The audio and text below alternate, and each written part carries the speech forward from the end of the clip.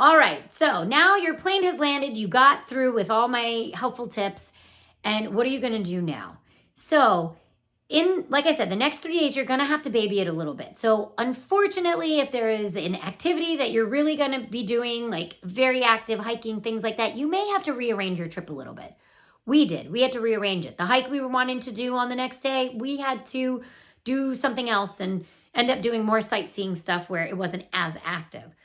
But I would say for the first 3 days or so, you're still going to be icing. You're still going to be keeping yourself in comfortable positions. You're going to be sitting in a car or traveling with this bad boy. And like I said, you might still be taking some anti-inflammatories and all that kind of stuff, okay? After 3 days, what you're going to typically feel is things are going to start tightening up. It's going to go from being painful to being almost like painfully tight. In the morning, especially when you get up in the morning, is going to typically be your worst. And as you move throughout the day, you might start to feel better. Okay? So, again, in the morning is going to be the worst. First of all, get yourself in a really comfortable position at night, either on your side with pillows between your legs. Get yourself on your back with pillows underneath your knees. Okay? I can't guarantee you're going to be very comfortable throughout the night or even in the morning, but it will get better over time as your symptoms get better and you keep following what I say. So as things get tight, I want you to think that's actually a good thing. Please do not stretch yet, okay? Do not stretch. I would almost say don't even stretch at all in the first week, okay? Don't stretch. What you could do is move a little bit more, okay? Keep yourself active in the sense I want you to walk around. I want you to, still be active, okay? But I don't want you to sit there and do specific stretches for your low back or anything like that. Movement is good, okay? If you have to pick something off the ground, do techniques to really protect your back, okay? And I'm sure you can YouTube stuff. I'm sure we have YouTube stuff on our video of how to protect your back when you have to lift something off the ground, all right? But you're still going to be using this and you're still going to be moving.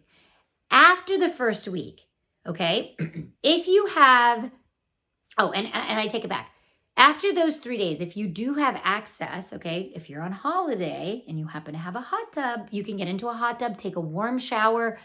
Warmth, okay, will then be okay after 3-4 days once you start feeling that tightness kind of settling in, all right? Then you can start using some heat, but I still don't want you to stretch, right? Then after that week, you can start doing a little bit more movement. You could do movement that is comfortable for you, like lying on your back and just swaying your legs side to side a little bit. You can try and see, do bridges feel comfortable for you to do? Bridges are where you're on your back, knees are bent, and you lift your buttocks up a little bit. You can find a hot tub, get into a hot tub and just do some, gentle bicycling type activities in the water. Okay, you can swim a little bit in the water. Easy, gentle movements after the first week or so, okay?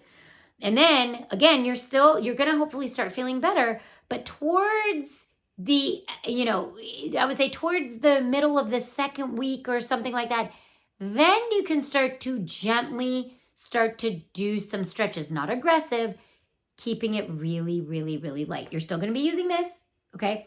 You can still ice. You can use NSAIDs on and off if you need to, all right? But this is where you can start like I said, when you introduce the heat after 3 days, you can still continue to heat. You can start moving a little bit more. You're going to find you're not as tight and as painful. And then you can start adding in some gentle stretches into your program. And then once you get back from vacation, hopefully after 2 weeks, then you can follow up with your PT that you trust. You can follow up with your physician and then get to physical therapy, things like that.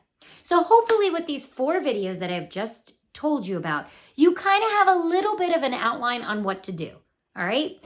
And if you happen to live near and around Philadelphia, you can come see us, Rebalance Physical Therapy. All of our information is in the box below. And hopefully this has helped you tremendously to have a great vacation. And and by the end of your vacation, like for me, mine was pretty bad, but by the end of my vacation, I was doing everything, all right? I would say a week into it, I was snorkeling and I was doing all sorts of things, swimming, and that was actually making my back feel better. So You can do it. You can go on vacation, even with that sudden low back pain. Just try and follow these guidelines and you should do well. Talk to you soon.